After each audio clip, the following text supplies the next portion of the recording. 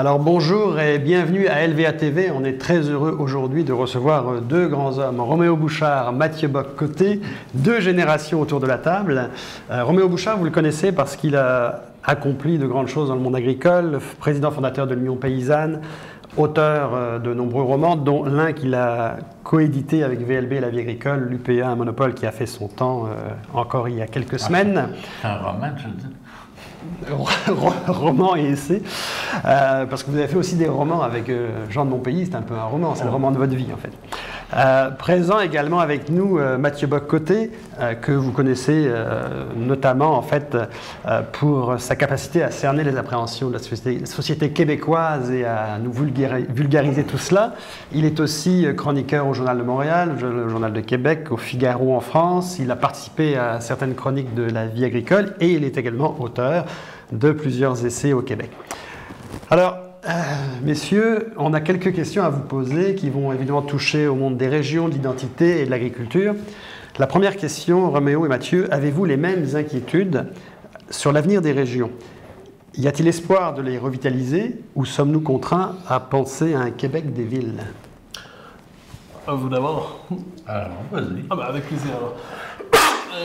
Christophe Guillouis, qui est un géographe français, a élaboré un concept il y a quelques années qui a eu une grande portée dans le débat public français, qui est le concept de France périphérique.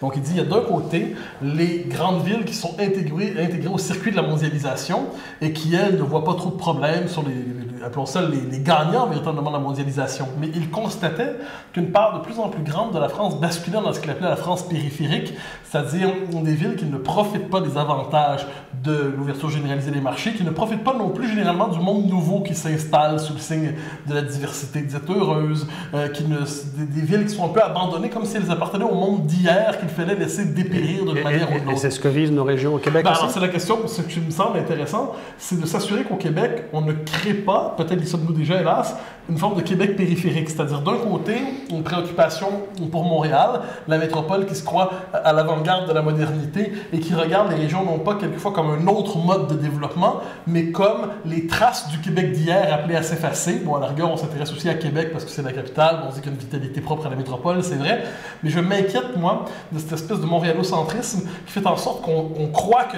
la vérité profonde du Québec de demain se trouve à Montréal et dans un certain Montréal particulier, et de l'autre, une sorte de Québec périphérique, Québec d'hier, Québec oublié, Québec désuet, qu'on invite à s'effacer parce qu'il retarderait notre marche vers la modernité. Donc je m'inquiète de cette fracture profonde. Vous, Roméo, qui vivez à Kamouraska, c'est inscrit d'ailleurs sur votre t-shirt, qui vivez à Kamouraska, on est allé vous voir à quelques reprises, qui vivait vraiment la région depuis longtemps en fait. Oui, je suis un gars de région, moi. Comment vous percevez ce discours-là sur, d'abord, est-ce qu'il est vrai ou faux? Est-ce qu'on est rendu un Québec des villes? Les gens ne veulent plus des régions? C'est sûr que les chiffres sont là. Hein? La majorité des gens vivent en ville, à près de 90 %, je pense. Mais je suis tout à fait d'accord avec l'idée de la périphérie, là. Moi, je pense, même la notion de ruralité, moi, je l'utilise pratiquement peu parce que je trouve que ce qu'on a laissé jouer à plein depuis les années 50, au Québec comme ailleurs d'ailleurs, c'est la logique centre-périphérie. Tu as les grands centres et tout ce qui est en dehors des grands centres, c'est la périphérie. Et plus on s'éloigne des centres, plus la périphérie se désintègre, se déstructure. Et même à l'intérieur de chaque région, les villes centrales actuellement au Québec, en général, sont en croissance. Mais vous allez 15 minutes en dehors de Rimouski, en dehors de Rivière-du-Loup, en dehors de Matane, et là, vous tombez dans les villages en décomposition. Puis, qu'est-ce que alors, cette logique-là, qui est la logique du libre-échange, de la mondialisation actuelle, elle est en train de détruire. Puis on n'a mis aucun frein à ça. On n'a pas donné d'autonomie politique aux régions pour en faire vraiment des entités politiques et avec des élus. On n'a pas donné non plus la possibilité de développer une économie propre à chaque région. La logique joue à fond. Est-ce que le terme de ruralité existe encore? Vous disiez tout à l'heure, je ne suis plus très à l'aise avec le terme de ruralité. Pourquoi? Ben, parce que la ruralité, ça donne l'impression qu'il y a un immense territoire, que c'est la campagne. Ouais, mais la ruralité, elle n'est plus la même à Matane, par exemple, et à Saint-Jean-sur-le-Richelieu. Tu sais? Et dans les statistiques, on met tout ça ensemble.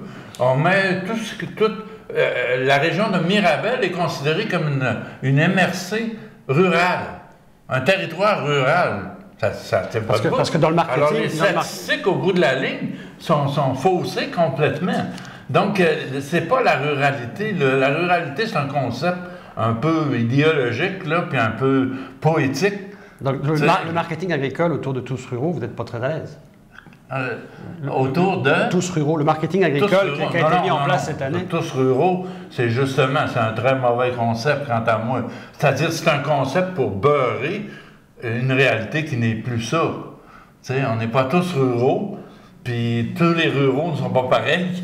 C'est-à-dire qu'on est tous plus ou moins loin des grands centres, ou dans les grands centres. C'est ça la réalité aujourd'hui. Mais si votre constat, Mathieu, si le constat est que les régions se vident, en fait, qu'il y a une problématique, effectivement, comme disait Roméo, avec 90% de la population qui vivrait dans les villes, quelles sont les solutions à amener à ça? Mais je pense, juste un instant, j'élargirais le diagnostic sur toute une série de débats qui émergent dans nos sociétés et qui témoignent d'une forme finalement une forme de condescendance à l'endroit de ce qu'on pourrait appeler d'une manière ou de l'autre l'enracinement. Puis encore là, l'enracinement commence assez rapidement à l'extérieur des ponts de Montréal.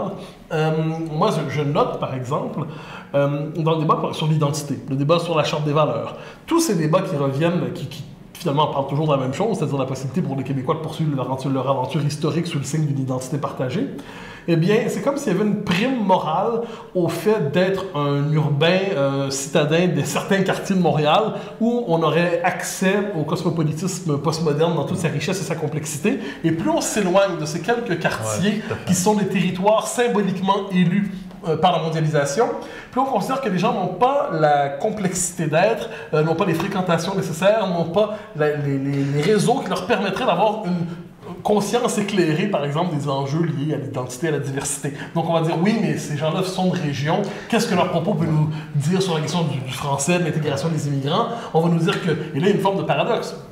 C'est-à-dire, on nous dit, Montréal est le laboratoire du Québec de demain, donc tous doivent s'y intéresser parce que c'est par là que se crée l'avenir, mais inversement, doit-on avoir une préoccupation pour les régions? Et bien là, il y a une forme de condescendance qui s'applique. Est-ce que l'avenir des régions passerait aussi par l'arrivée massive d'immigrants en région qui ferait en sorte que finalement les régions ressembleraient plus aux villes? Ça, je n'y crois pas. Si je peux me permettre, c'est-à-dire les immigrants arrivent...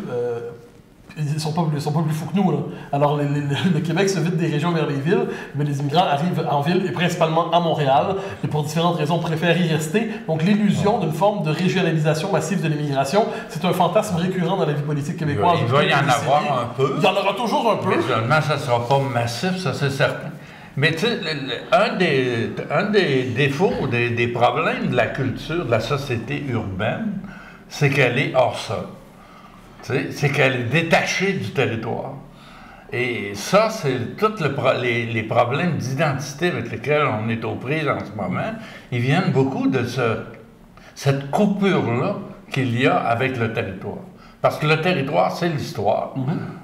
C'est toute l'identité, le rapport particulier qu'un peuple a créé avec son environnement, son environnement territorial. Et c'est ça qui crée l'identité, au bout du compte. Donc, actuellement, ce lien-là, il y a beaucoup d'intérêt pour le territoire en ce moment. Il y a beaucoup de gens qui redécouvrent ça, que c'est important, puis ça va. Je pense qu'il faut travailler là-dessus. Il faut aider, comme les écoles, par exemple. C'est effrayant. Il devrait y avoir une période où les étudiants, quelque part dans leur cours, vont en stage en région, pour ceux de Montréal, et l'inverse, tu sais.